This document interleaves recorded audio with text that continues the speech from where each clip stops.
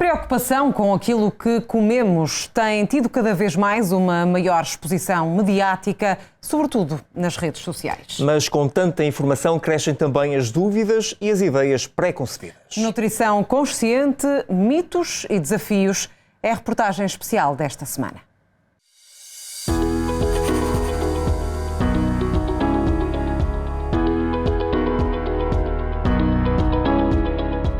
A preocupação com a nutrição tem várias décadas.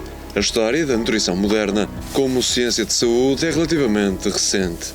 Vanessa Andrade tem uma página de comida consciente e intuitiva. Chegam-lhe muitas perguntas em forma de dúvidas e a mais recorrente tem a ver com o pequeno almoço e o lanche. Eu sempre comi um pão com manteiga e um galão a minha vida toda. O que é que eu vou fazer de diferente? Que eu percebo que o pão eu fico desconfortável, o leite se calhar também já me faz já me incomoda ao longo do dia. Portanto, estes dois momentos e o lanche, que nós estamos em trânsito e entramos num café, numa loja, aquilo que seja, e é a primeira coisa que nos aparece, que tipicamente está cheia de açúcar e de gordura e que não nos vai nutrir efetivamente, vai-nos dar um bocadinho de energia e depois vamos precisar de mais energia ainda, porque o pico é muito grande quando temos uma hipoglicemia provocada por ingerir alimentos muito com uma carga glicémica muito elevada. Eu tive experiências ruins no passado, com dietas muito restritivas, por parte de outros nutricionistas também, algumas que eu tirei do Google, mas agora eu tive bons resultados. De dezembro para cá eu já perdi 11 quilos, mas vai muito além também da perda de peso, melhora a autoestima. Eu estava com alguns sintomas que eu não sabia, de uma síndrome que eu tenho há anos e que eu nunca fui diagnosticada antes, que é a síndrome do ovário poliquístico. E eu estava com taquicardia noturna, insônia, já estava dormindo ali por volta de 3 horas por noite apenas. E depois de fazer essa primeira consulta, começar a seguir o plano alimentar, eu já voltei a dormir também. Vai muito além da autoestima e do peso. Já estou me sentindo muito mais saudável e melhor para o meu dia a dia também. Stella trabalha na Nutrium Care e teve, por isso, acesso à consulta de nutrição, por enquanto só disponível para colaboradores desta empresa sediada em Braga. E eu agendei a primeira consulta e foi uma surpresa muito boa, porque, primeiro, a nutricionista era muito simpática, que é a Tereza, e ela parou para ouvir todo o meu histórico, queria perceber mesmo tudo que eu vivi antes em termos de diagnósticos médicos, enfim, para poder perceber como que seria a melhor forma de me passar um plano alimentar que faria sentido para mim. Então, tudo bem, né? Tudo bem, sim. Consigo, tudo bem? Também. Como é que estão as coisas? Olha, porque é verão e as pessoas estão convidando para sair e eu tô com dificuldade de ir, por exemplo, a um bar, não saber bem quais são as escolhas. Tem a tal da batata frita que é difícil de negar. O que seria um substituto? Assim, se tu gostares, um que eu te aconselharia seria o termoço, Stella. Não sei se gostas. Gosto, sim. Pessoas que se calhar nunca sequer tinham pensado em ir ao nutricionista, apesar de trabalhar numa empresa de nutrição, muitos engenheiros de informáticos, pessoal de marketing, teve essa oportunidade e teve esse benefício. E verificamos que, efetivamente, houve muitas melhorias, não só perda de peso, que é o comum de haver, mas melhoria na produtividade, pessoas com baixo peso que aumentaram de peso, pessoas com problemas intestinais que já tinham tentado imensas soluções fora, que também viram esses benefícios, e por nós pensamos, ok, se calhar há mais pessoas que trabalham em empresas que se calhar se sentem o mesmo. O essencial é mesmo que seja acompanhamento contínuo e não acompanhamento pontual. Então isso, quando é feito online, conseguem atingir muitas mais pessoas e de forma muito mais personalizada. Manuela Abreu coordena este projeto, que tem a grande vantagem de ser online e que está espalhada pelo país inteiro, mas também por Espanha e Brasil. São já 20 as empresas associadas a este programa de nutrição, o que prefaz um total superior a 10 mil trabalhadores. O programa começa sempre com um webinar, em que normalmente é alguém da nossa equipa, da equipa de nutrição principalmente, que faz esse webinar. Esse webinar tem como objetivo apresentar o programa, ou seja, o que é que ele inclui, mas também dar um gostinho do que é que nós acreditamos que seja a alimentação saudável e curiosidades e mitos, também tentamos fazer isso. Então, nesse primeiro momento, já contactamos com as pessoas, já percebemos aqui o feeling da empresa. Algumas pessoas que são mais, algumas empresas são mais envergonhadas e mais sérias, mas há outras já começam logo desde o início aqui a interagir connosco. E depois a partir daí temos sempre vários momentos com eles, presenciais e também online, mas é tudo ao vivo, ou seja, estamos sempre com as empresas a perceber como é que está a correr e a transmitir a informação fidedigna sobre nutrição. Uma das conclusões deste programa diz-nos que 8 em cada 10 colaboradores das empresas que integram este projeto nunca tinham feito uma consulta de nutrição. Ao início confesso que estava um bocadinho reticente e se calhar sem grandes expectativas, mas o que é facto é que ao passar dos meses os pacientes foram aderindo, foi vindo cada vez mais pessoas e os resultados também foram aparecendo, que motivou-me ainda mais. Faz toda a diferença esse acompanhamento, porque no aplicativo é possível conversar com o nutricionista, temos um chat com o nutricionista, eu não preciso esperar até a próxima consulta para tirar minhas dúvidas. Eu consigo enviar as minhas questões pelo aplicativo e ela me responde por ali também, antes da consulta. Então, foi isso que mudou para mim e mudou todo o meu jogo e me fez conseguir alcançar os resultados que eu alcancei. O que é a alimentação? O que é que eu acredito ser uma alimentação consciente, mais do que uma alimentação saudável?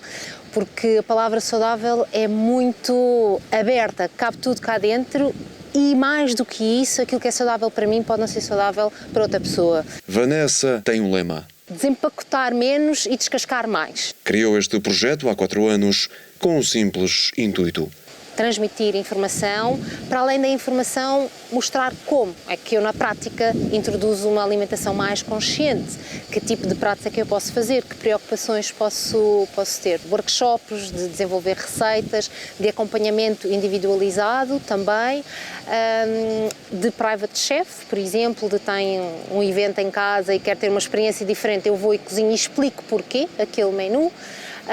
Também de refeições prontas, de receber em casa a alimentação mais cuidada sem ter que me preocupar. E se há área em que os mitos abundam, a nutrição é certamente uma delas. Fomos falar com o Dr. António Pedro Mendes, nutricionista e especialista nos mitos da nutrição.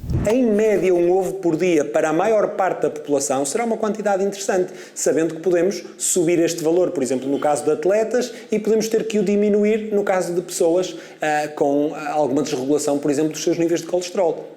Nós não precisamos de laticínios para atingir as quantidades de cálcio se tivermos cuidado com a programação da ingestão de cálcio através dos hortícolas, por exemplo. Mas é mais fácil de atingir as recomendações se os consumirmos.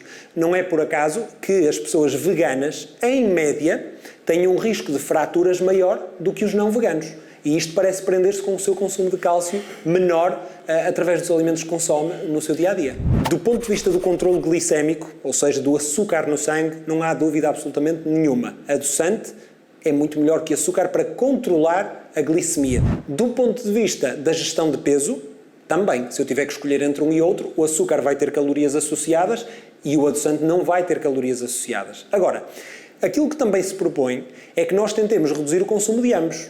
E, portanto, muitas vezes estamos aqui a falar de duas coisas, a tentar debater qual será melhor, quando o melhor cenário possível, evidentemente, seria consumir o mínimo de cada um deles. Com a profusão de informações, à distância de um telemóvel ou de um computador, há o risco de os consumidores ingerirem produtos que não são adequados à sua dieta. A verdade é que também é mais fácil propagar informação e desinformação.